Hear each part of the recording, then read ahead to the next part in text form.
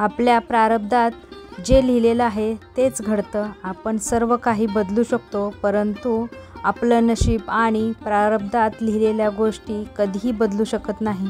काही गोष्टी आपल्याला नशिबाने मिळत असतात. एखादी मुलगी जर खूप श्रीमंत घराण्यात जन्माला आली असेल आणि तिच्या प्रारब्धात गरिबाची पत्नी म्हणून जीवन जगणे लिहिलेलं असेल, तर ती ज्या घरात जाईल तिथे गरिबीतच तिला जीवन जगावं लागेल. आपली इच्छा असली तरी देखील प्रारब्धात जे लिहिलेलं आहे ते आपल्याला भोगावेच लागते. अनेक जणांना वाटत असेल की आम्ही खूप परमेश्वराची भक्ती करतो तर आमचं प्रारब्ध परमेश्वर बदलू शकेल. तुम्ही कितीही ईश्वराची भक्ती केली तरी देखील तुमचे प्रारब्ध बदलू शकत नाही. केवळ तुमच्या आयुष्यात आलेले दुःख कमी होऊ शकते. देवांच्या कृपेने साक्षात देवाधिकांना देखील आपलं प्रारब्ध बदलता आलं नाही, तर आम्ही सामान्य मनुष्य आहोत. प्रभू रामचंद्रांना देखील 14 वर्षाचा वनवास भोगावा लागला. देव असून देखील त्यांच्या प्रारब्धात लिहिलेलं त्यांना चुकलं नाही. तसेच श्रीकृष्ण स्वतः भगवंत असून देखील त्यांचा जन्म बंदीखान्यात झाला. आज मी या व्हिडिओमध्ये आपण आपलं प्रारब्ध बदलू शकत नाही हे एका पौराणिक कथेद्वारे सांगणार आहे, तर तुम्ही व्हिडिओ स्किप न करता शेवटपर्यंत नक्की बघा. हॅलो, नमस्कार, श्री स्वामी समर्थ. मी रेश्मा तुम्हा सगळ्यांचं रेश्माच्या दुनियादारीमध्ये पुन्हा एकदा स्वागत करते. आपला जन्म, लग्न आणि मृत्यू जिथे लिहिलेले असेल तिथेच आपले प्रारब्ध आपल्याला ओढून घेऊन जाते. आणि या 3 अशा गोष्टी आहेत ज्या केवळ प्रारब्धानुसारच होतात. यावर एक पुरातन कथा देखील आहे. रावणाला मुलगी झाल्यानंतर ब्रह्मदेवांना विचारले, या मुलीचे लग्न कोणाबरोबर होणार आहे? ब्रह्मदेवांनी कुंडली पाहून सांगितले, समोर लहान झाडूवाला मुलगा दिसतो आहे, त्याच्याबरोबरच या मुलीचे लग्न होणार आहे. तोच हिचा जीवनसाथी होईल. रावणाला या गोष्टीचा खूप राग आला. माझी मुलगी आणि या झाडूवाल्याला द्यायची शक्यच नाही. रावणाने लगेच नोकरांना सांगितले, या मुलाला उचलून समुद्रात फेकून द्या. नोकरांनी त्याचा अंगठा कापला आणि त्याला समुद्रात फेकून दिले. तो मुलगा पाण्यात वाहत वाहत एका बेटावर पोहोचला. त्या बेटावरचा राजा वारला होता. लोकांनी हत्तीच्या सोंडेत माळ देऊन हत्ती ज्याच्या गळ्यात माळ घालेल तो बेटावरचा राजा होईल असे ठरवले. लोक हत्तीच्या सोंडेत माळ देऊन त्यामागे फिरत होते.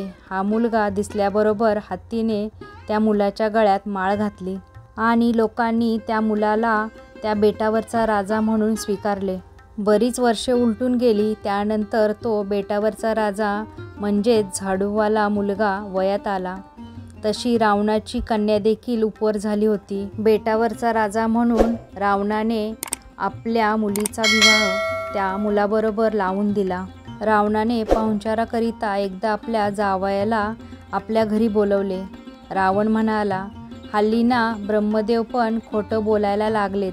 माझ्या मुलीचे लग्न झाडूवाल्याच्या बरोबर होणार म्हणून मला ब्रह्मदेवाने सांगितले होते, पण आपण तर राजकुमार आहात. रावणाला प्रत्युत्तर देत जावई म्हणाला, माफ करा मामा, मी तोच मुलगा आहे. आणि त्याने त्याच्या पायाचा अंगठा दाखवला. मग रावणास खात्री पटली की या ब्रह्मदेवांच्या गाठी असतात. मरण देखील ज्यांचे जिथे लिहिलेले असते तिथेच होते. यामागील एक दुसरी कथा देखील आहे. ती अशी, एकदा गरुडाची आई आजारी पडली होती. सर्व येऊन भेटत होते. गरुड रोज संध्याकाळी आपल्या आईला विचारत की आज दिवसभरात कोण कोण आले होते. आई सर्वांची नावे गरुडाला सांगत होती.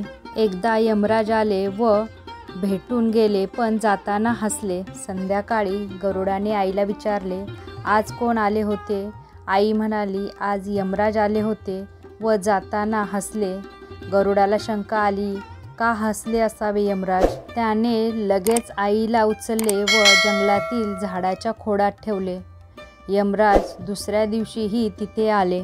गरुडाने यमराजांना विचारले, आपण काल माझ्या आईला भेटण्यासाठी आला होता, त्याबद्दल मी आपला आभारी आहे, पण जाताना आपण हसलात का? यमराज म्हणाले, तुझ्या आईचा मृत्यू या झाडाच्या खोडात असताना अजूनही घरात कशी, म्हणून हसलो. गरुडाने झाडाच्या खोडात पाहिले तर आई मृत्युमुखी पडली होती। याचं तात्पर्य इतकंच की कोणाचा मृत्यू बसमध्ये, कोणाचा रस्त्यावर, तर कोणाचा पाण्यात, कोणाचा ॲक्सिडेंटने, तर कोणाचा आत्महत्या करून होतो आणि हे सर्व काळाच्या हातात आहे। पण काळाचा सूत्रधार मात्र परमात्मा आहे। रोज सकाळी उठल्यावर देवाचे आभार माना आणि ईश्वराला प्रार्थना करा की आजपर्यंत तू जे दिले आहेस ते तुझेच आहे, मी फक्त निमित्त मात्र आहे। इतरांपेक्षा तू मला खूप काही दिले आणि माझं राहिलेले आयुष्यही तुझ्या कृपेने आणि आशीर्वादाने सुखी समाधानाने आणि आनंदाने जगण्यासाठी सतत तुझे नामस्मरण करण्याचे आणि चांगले कर्म करण्याची ताकद दे। तुझा विसर मला कधीच पडू देऊ नको। तुझी अखंड सेवा करण्यासाठी चांगले आरोग्य दे। तुझी सेवा करताना हे शरीर तुझेच आहे आणि या शरीराला कोणताही घातपात होऊ देऊ नकोस, याचीही काळजी तूच घे, अशी प्रार्थना करा। आपल्या जवळच्या व्यक्तींची काळजी घ्या, त्याचबरोबर आनंदाने जगा। काय माहीत आज आपण आहोत, उद्या सोबत राहू किंवा नाही। स्वतःची व कुटुंबातील सर्व लोकांच्या जीवनाची व आरोग्याची काळजी देखील घ्या। सतर्क राहून आपण आपले प्रारब्ध तर बदलू शकत नाही, परंतु येणारे संकटांना टाळू शकतो, सुरक्षित राहू शकतो। त्यामुळे वाहन चालवताना देखील नियमाचे तसेच कायद्याचे पालन करा।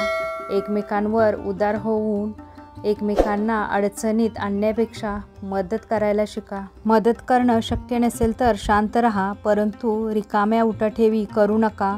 समाजातील मतलबी, स्वार्थी, अहंकारी, गर्विष्ठ लोकांपासून दूर राहा।